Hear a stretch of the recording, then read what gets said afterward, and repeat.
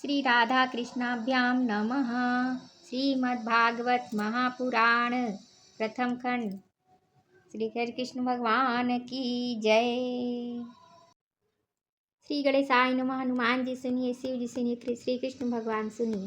राधे राधे, सीताराम सीताराम। श्रीमद्भागवत महापुराण में द्वितीय स्कंद पढ़ रहे हैं। श्री गणेशाय नमः। ओम सच्चिदानंद रूपाय विश्वोत्पत्त्यादि हेतवे तापत्रय विनाशाय श्री कृष्णाय वयम नमः। ओम शांति शांति शांति। यह श्रीमद्भागवत महापुराण का प्रथम श्लोक है जिसे हम कह रहे हैं। अथ तृतीयोऽध्यायः। कामनाओं के अनुसार विभिन्न देवताओं की उपासना तथा भगवत भक्ति के प्राधान्य का निरूपण। श्री शुक उवाच। श्री सुखदेव जी ने कहा, परीक्षित, तुमने मुझसे जो पूछा था कि मरते समय बुद्धिमान मनुष्य को क्या करना चाहिए, उसका उत्तर मैंने तुम्हें दे दिया।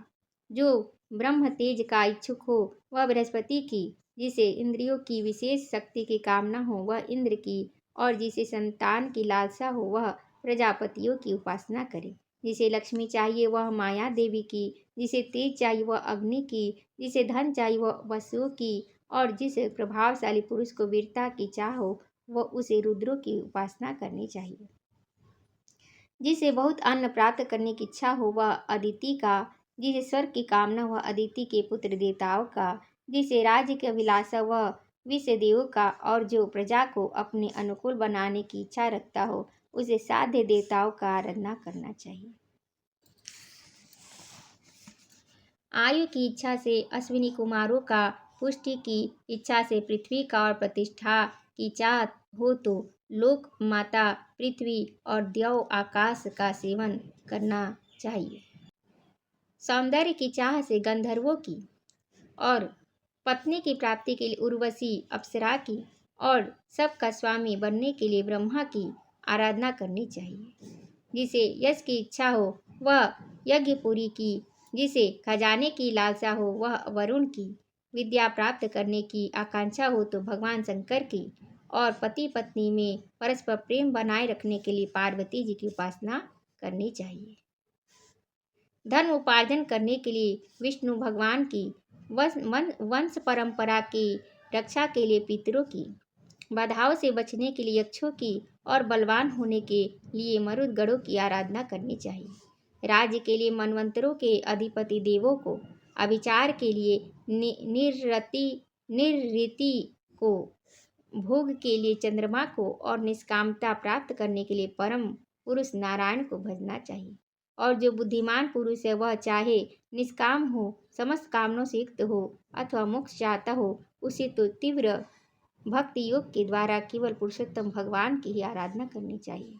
जितने भी उपासक हैं उनका सबसे बड़ा हित इसी में है कि वे भगवान के प्रेमी भक्तों का संग करके भगवान में अविचल प्रेम प्राप्त कर ले। ऐसे पुरुषों के सत्संग में जो भगवान की लीला कथाएं होती हैं उनसे उस दुर्लभ ज्ञान की प्राप्ति होती है जिससे संसार सागर की त्रिगुणमयी तरंगमालाओं के थपेड़े शांत हो जाते हैं।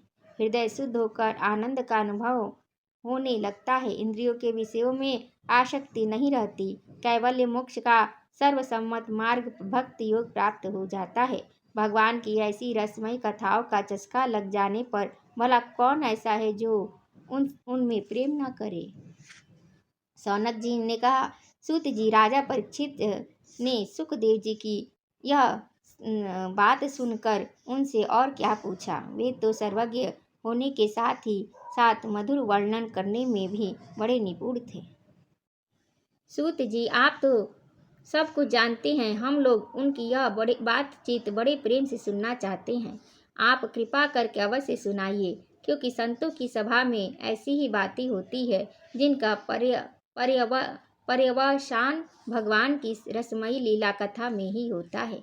पांडुनंदन महारथी राजा परीक्षित बड़े भगवत भक्त थे। बाल्यावस्था में खिलौने से खेलते समय भी वे श्री कृष्ण लीला का ही रस लेते थे। भगवानमय श्री सुखदेव जी भी जन्म से ही भगवत परायण थे। ऐसे संतों के सत्संग में भगवान के मंगलमय गुणों की दिव्य चर्चा अवश्य ही हुई होगी, जिसका समय भगवान श्री कृष्ण के गुणों के गान अथवा श्रवण में व्यतीत हो रहा है। उसके अतिरिक्त सभी मनुष्यों की आयु व्यर्थ जा रही है। ये भगवान सूर्य प्रतिदिन अपने उदय और अस्त से उनकी आयु छीनते जा रहे हैं। क्या वृक्ष नहीं जीते? क्या लुहार की धौकनी सांस नहीं लेती? गांव के अन्य पालतू पशु क्या मनुष्य पशु की तरह खाते पीते या मैथुन नहीं करते? जिसके कान में भगवान श्री कृष्ण की लीला कथा कभी नहीं पड़ी, वह नर पशु कुत्ते ग्राम सुकर ऊँट और गधे से भी गया बीता है। सूत जी, जो मनुष्य भगवान श्री कृष्ण की कथा कभी नहीं सुनता, उसके कान बील के समान है। जो जीव भगवान के लीलाओं का गायन नहीं करती, वह मेढक के जीव के समान टर टर करने वाली है।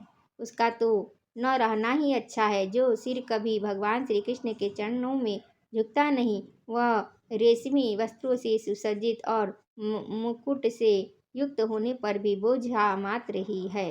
जो हाथ भगवान की सेवा पूजा नहीं करते, वे सोने के कंगन से भूषित होने पर भी मुर्दे के समान हैं। जो आंखें भगवान की याद दिलाने वाली मूर्ति, तीर्थ, नदी आदि का दर्शन नहीं करती, जो आंखें भगवान की याद दिलाने वाली मूर्ति, तीर्थ आदि नदी आदि का दर्शन नहीं करते, वे मोरों की पाख में बने हुए आँखों के चिन्ह के समान निरर्थक है। मनुष्यों के वे पैर चलने की शक्ति रखने पर भी न चलने वाले पेड़ों जैसे ही हैं, जो भगवान की लीला स्थलियों की यात्रा नहीं करते। जिस मनुष्य ने भगवत प्रेमी संतों के चरणों की धूल कभी सिर पर नहीं चढ़ाई, वह जीता हुआ भी मुर्दा है। जिस मनुष्य ने भगवान के चरणों पर चढ़ी हुई तुलसी की सुगंध लेकर उसकी सराहना नहीं की, वह श्वास लेता हुआ भी श्वास रहित शव है। सूत जी, वह हृदय नहीं लोहा है, जो भगवान के मंगलमय नामों का श्रवण कीर्तन करने पर भी पिघल कर उन्हीं की ओर बह नहीं जाता। जिस समय हृदय पिघल जाता है, उस समय नेत्रों में आंसू छलकने लगते हैं और शरीर का रोम रोम खिल उठता है।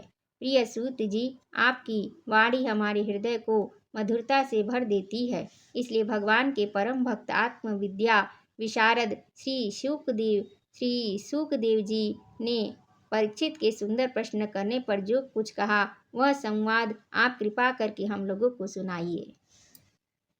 इति श्रीमद्भागवते महापुराणे पारमहंस्यां संहितायां द्वितीयस्कन्धे तृतीयोऽध्यायः। श्रीकृष्णार्पणमस्तु। ओम हरे नमः। श्री कृष्ण गोविंद हरे मुरारी, हे नाथ नारायण वासुदेवम। राधे कृष्णा कृष्णा कृष्णा राधे कृष्णा कृष्णा कृष्णा, राधे राधे राधे राधे राधे राधे राधे राधे। ओम नमः पार्वती पतये, हर हर हर महादेव। जय जय श्री राधे, जय जय श्री राधे, जय जय श्री राधे। बोलो श्री कृष्ण भगवान की जय।